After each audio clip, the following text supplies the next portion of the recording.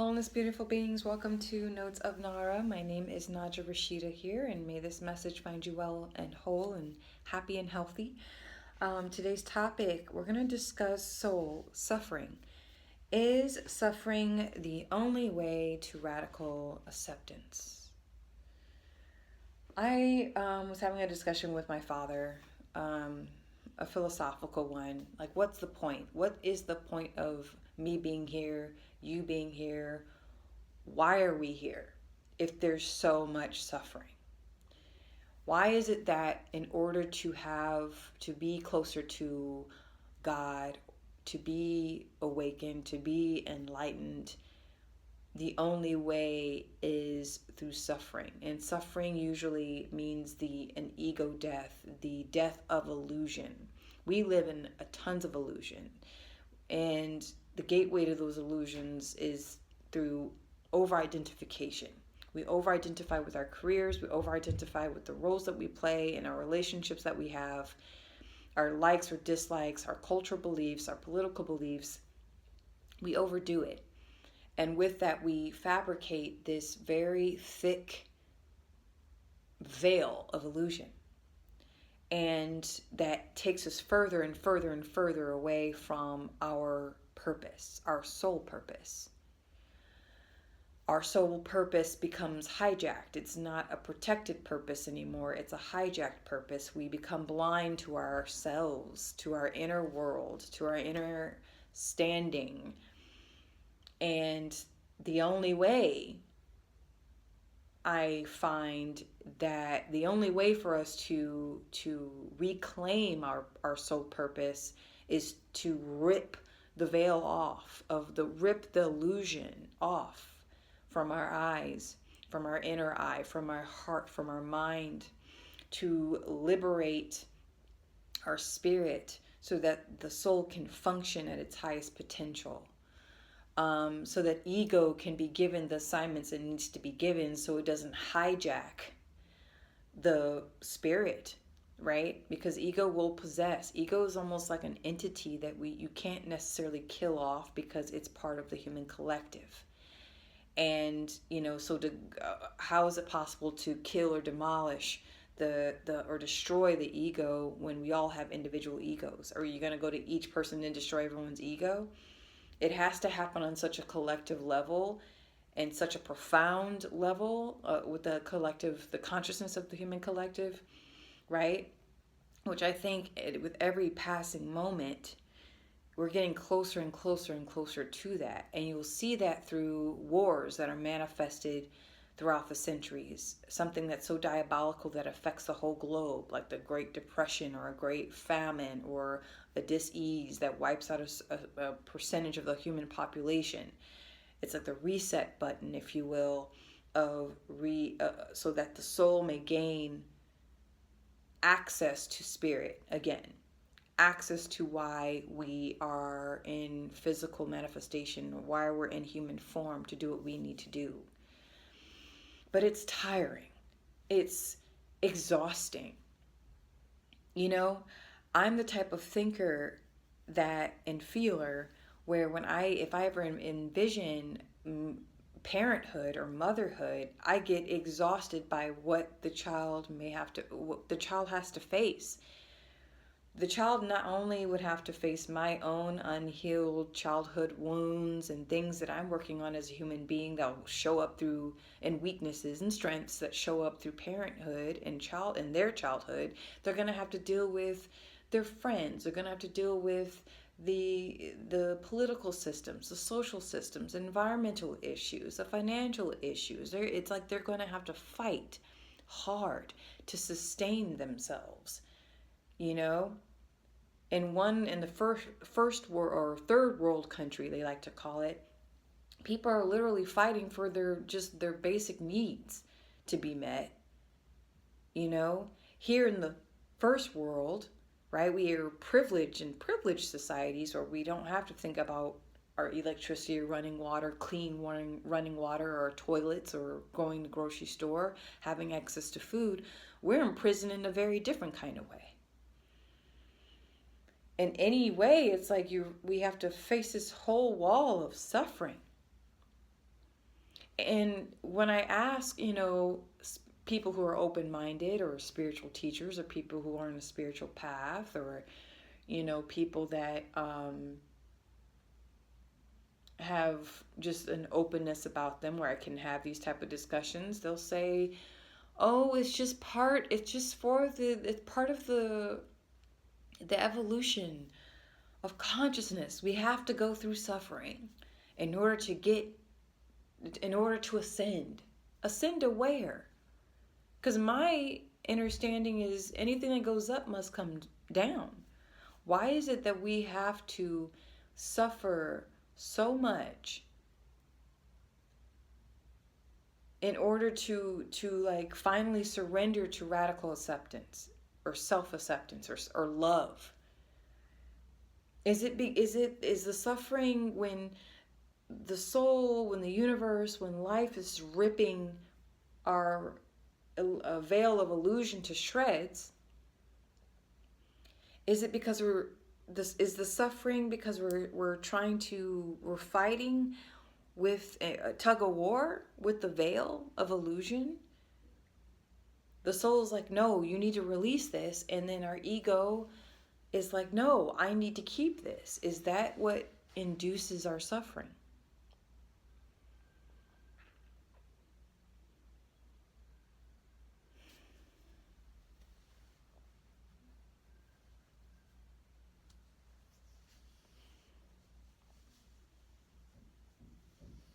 And we have to be so careful with the word illusion as well, because sometimes people are like, oh, this is just an illusion, nothing's real. Our feelings aren't real.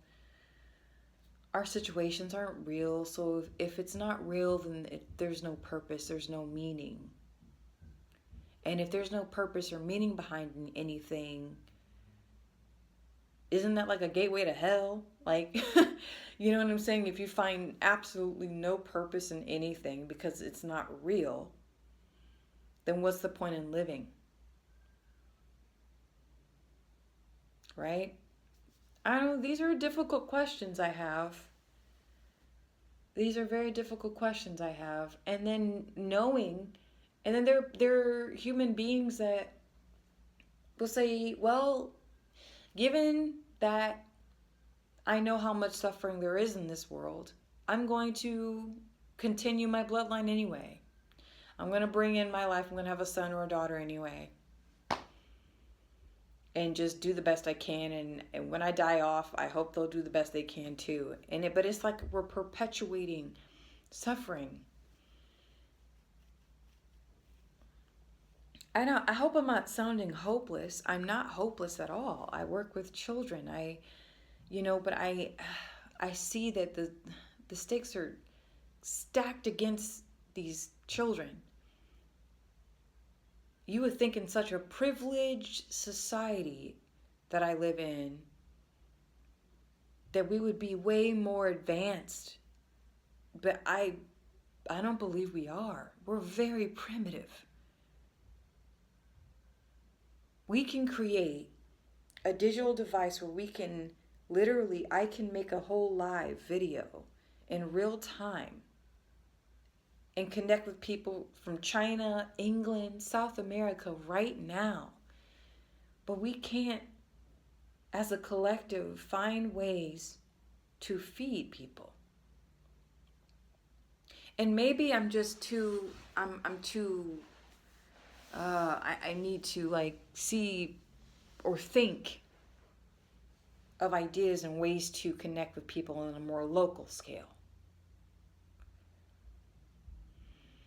On a smaller scale. Don't worry so much about the world, just what's right in front of you. I've also heard that too. Do what you can with the community that you're building for yourself, that surrounds you, and that's going to affect the human collective in some way, in some capacity. We can't all save the world, We can't. Or can we? But it just seems like with our species, the only way people can come together is through immense immense hell that we create for ourselves. It's like we're in a hell and we want to leave the hell. So the only way that we can escape the hell that we built for ourselves is to make it so bad that there is no way but up. There is no way but to walk through the fire. I don't, you know what I'm saying? I'm not into Marvel at all, but so over a decade ago, they made this movie called The Watchmen, based off of a comic book. I'm not into comic books either, but when I watched the movie The Watchmen, I really liked this concept. So you had, I believe, Dr. Manhattan. He unfortunately was stuck in some kind of radioactive chamber thing, and it just tore him to atomic pieces. Meaning, like it like literally dissolved him in his whole physical form into atoms and molecules and electrons. Then somehow he came back together, and when he came back together, it was like he was a god. He was a demigod-esque energy and consciousness itself, and he could do things. But in the movie, in order to unify the planet, because the planet was so riddled with evil and war and injustice and on and on and on it goes. I believe him and another character in the movie, they pretty much dropped an A-bomb or caused or induced some kind of war or conflict that literally hit pause. It made all the world hit pause, right? So that the world can unify. And so they completely, if I remember correctly, they designated a bomb or something, and it just like, society was broken and suffering. But through this suffering, society would be able to rebuild a more unified collective society that would benefit all. And that was so basically they committed an evil act to end evil, right?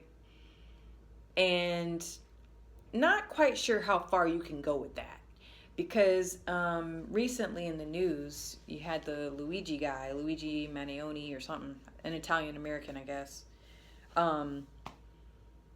which he was a vigilante, took it upon himself, like, Robin Hood, I guess. But he committed murder. He committed an evil act to end evil, which kind of is making the situation that much worse. But, again, he realized a hell. In his own perspective, he realized a hell. He was in a hell. And hell is the illusion of separation, so you're separate from another person. You're separate from the whole.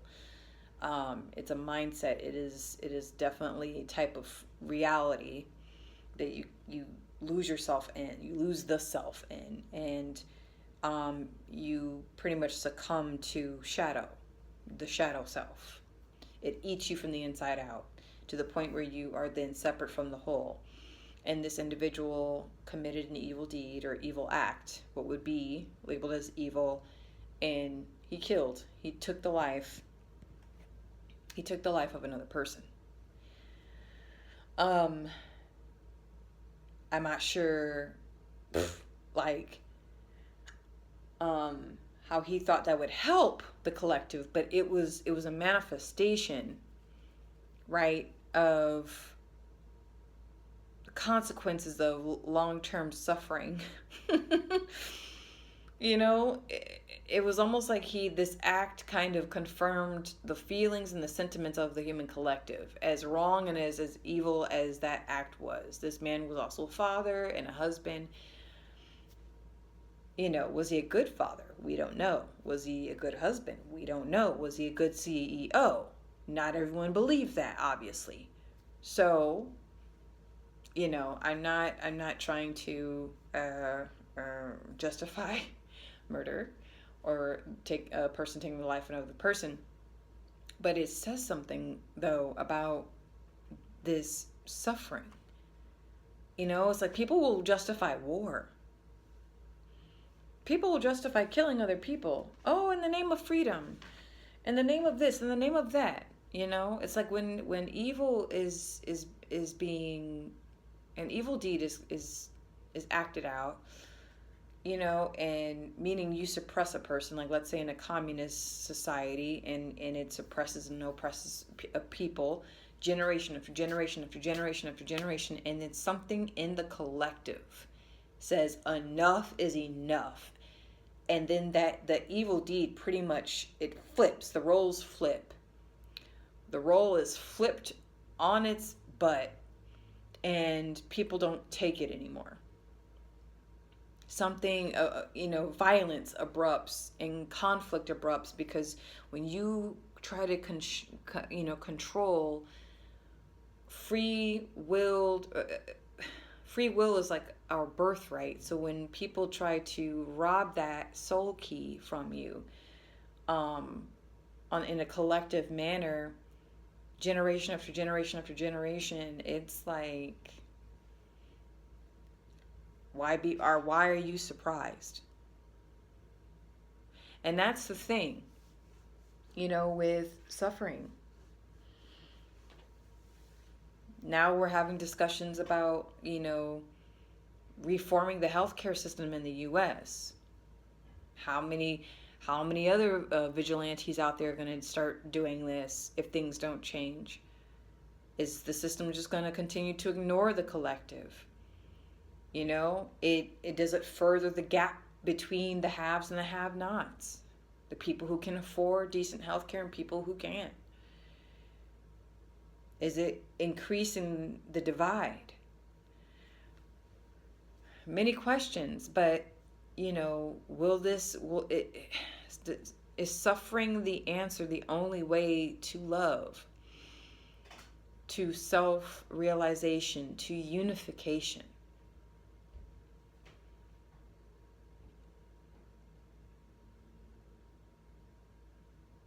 The illusion is, the Maya is real. It's a very real thing. And I feel the shift on a much broader level than just personal. I see it. I see it everywhere.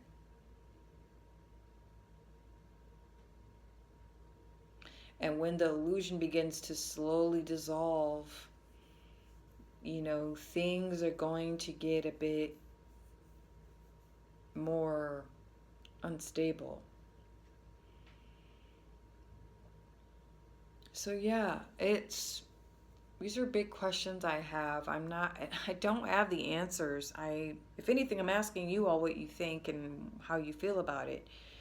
I'm not a woman here stating to be any know-it-all. I know I can't be the only one having these questions. And given that I've worked with the public for well over a decade, and what I see, it's scary.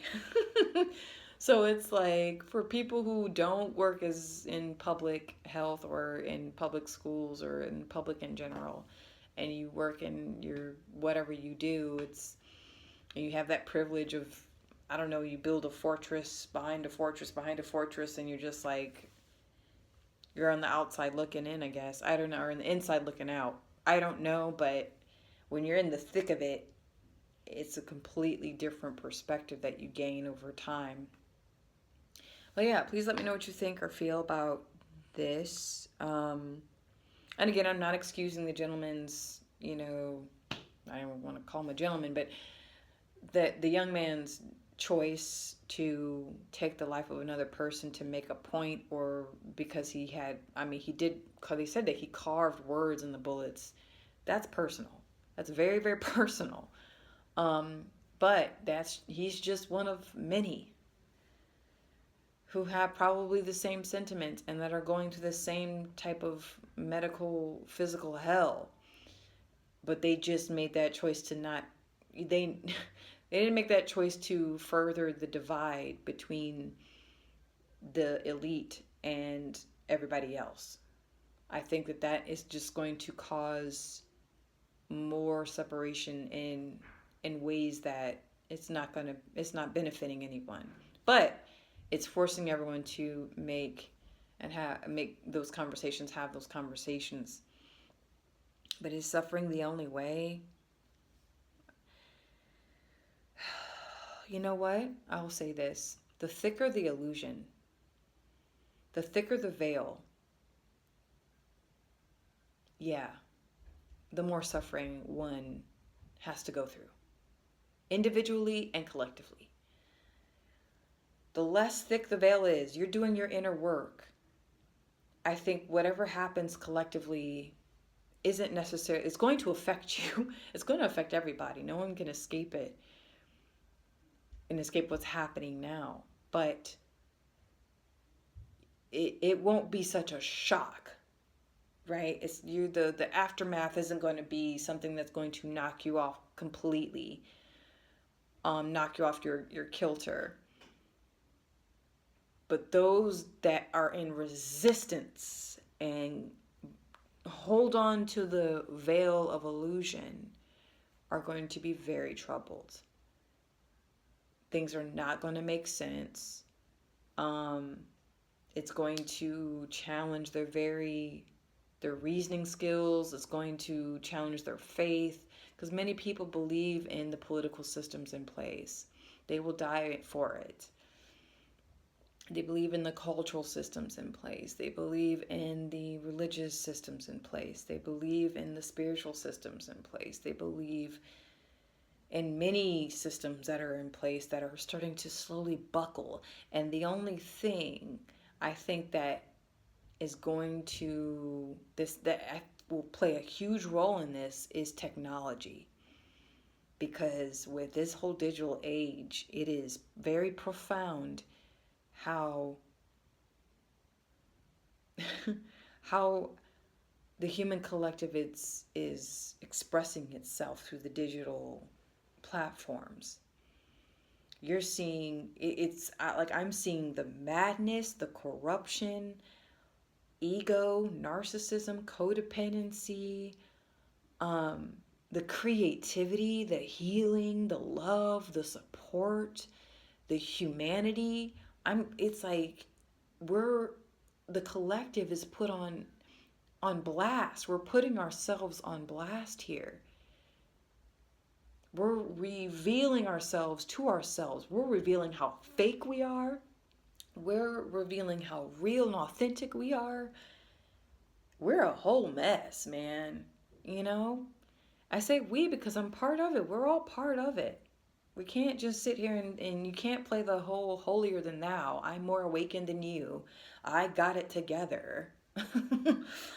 Like I'll read some comments, in the past several months, and some of them are like, you're lost, you're confused, you have no idea who you are or what you want. Just projecting a lot of bull crap, pretty much. And even with all that, even with the comments, right? The keyboard warriors, right? You never see their face. They never put up a profile pic. They don't do anything but consume information, and then they just react and, little internet trolls. Whether they're bots or real people, it doesn't matter to me. But it's quite fascinating how we are literally putting ourselves on display so we can see who and what we are, our potential, our setbacks, our mental illness, our imbalance, the parts of us that are the part of our consciousness as a human collective that's healthy. So there's a lot of hope and there's a lot of despair. And it's a war. A lot of internal conflict within the human collective right now. A lot of exposure, whether that's on purpose, already programmed or planned beforehand, which I do believe that much of it is to keep the masses entertained and distracted, to entertain, to contain you. That's why, they have Hollywood's falling apart and the celebrities are running off at the mouth, destroying their careers, right? And all to keep you contained, entertained, entertainment, the container, to keep you distracted. That's a whole program too. All of it. All of it is. All of it is there's a lot of suffering, but part of me, even with all this, and now at the tail end of this video, I feel that there's hope and despair.